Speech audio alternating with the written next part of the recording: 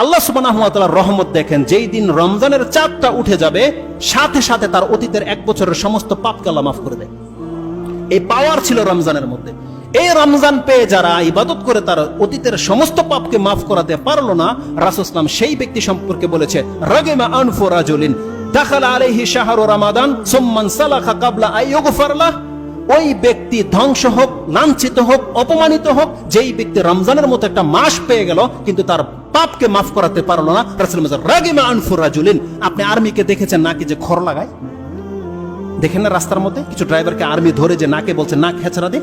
এটা কেন করা হয়? অধিক লাঞ্ছিত করার জন্য করা হয়। রাসূল বলছেন, এরকমের লাঞ্ছিত হোক একটা ব্যক্তি, যেই ব্যক্তি রমজান মাস পেল কিন্তু তার গুনাহ খাতা মাফ করাতে পারেনি। সে ফিল করেনি আমি কি পেয়েছি, কি হারিয়েছি। এই হাদিসটা আপনি সহিহ সনদে পেয়ে যাবেন, ইবনে খুজাইমাতে রয়েছে এবং অন্যান্য বহু কিতাবে রয়েছে।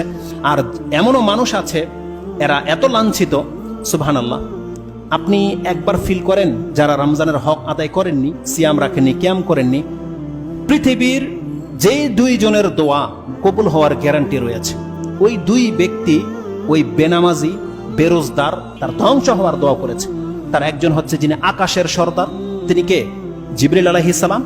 আর তিনি হচ্ছেন পৃথিবীর সর্দার, যাকে বানানো হয়েছে সাইয়্যিদুল আম্বিয়া ওয়াস শুহাদা, তিনি হচ্ছেন মুহাম্মদুর রাসূলুল্লাহ সাল্লাল্লাহু আলাইহি ওয়াসাল্লাম। এই 2 ব্যক্তির দোয়া রয়েছে ওই ব্যক্তি সম্পর্কে। রাসূল সাল্লাল্লাহু আলাইহি ওয়াসাল্লাম, ওই হাদিস আপনারা জানেন যে মিম্বরে চাপতে ছিল, তখন জিবরিল আলাইহিস সালাম বলছেন, আপনি বলেন আমিন। রাসূল সাল্লাল্লাহু বলছেন আমিন। জিজ্ঞাসা করা হলো, ইয়া রাসূলুল্লাহ, আপনি কখনো তো এই কাজটা করেননি, কি হয়েছিল? তখন রাসূল সাল্লাল্লাহু বলছেন, জিবরিল আলাইহিস সালাম আমার কাছে এসে এইমাত্র বলছে, কি বলেছে?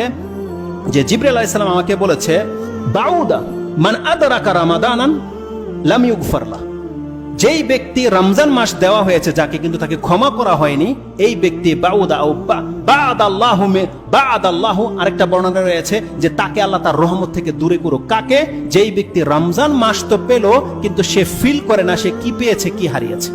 সে একবারও ফিল করে না। তার জীবন যেভাবে কেটেছে রজব আর শাবানে, তেমনি কেটেছে তার রমজান, তেমনি কাটবে তার শাওয়াল, তেমনি জিলকদ, মুহররম, সব একই রকম তার কাছে সময়ের কোনো কদর নেই, তার জীবনে কোনো চেঞ্জিং আসে না। সে হচ্ছে ওই পশুর মতো। আল্লাহ বলেছেন যে পশু খায় আর ঘুমায়, আর কোনো কাজ নাই পশু। উলাইকা কাল আনআম বাল হুম আদাল উলাইকা হুমুল গাফিলুন। আল্লাহ বলছেন এরা পশুর চাইতে নিকৃষ্ট, বরং তারা হচ্ছে গাফেল। তার অন্তরকে আল্লাহ সুবহানাহু ওয়া তাআলা মেরে দিয়েছে। যে ব্যক্তি শুধু পশুর মতো জীবনযাপন করে। রমজান মাস অতিবাহিত হতে যাচ্ছে, আর মাত্র 1টা দিন বাকি আছে।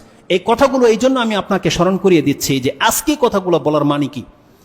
এই কথাগুলোর মানে হচ্ছে এই, যারা ঈদ পালন করবেন আপনি সন্তুষ্টির সাথে ঈদ পালন করবেন যে আমি আলহামদুলিল্লাহ রমজানের হক আদায় করতে পেরেছি, আমার মর্যাদা শহীদ এবং সিদ্দিকদের সাথে হবে ইনশাআল্লাহ।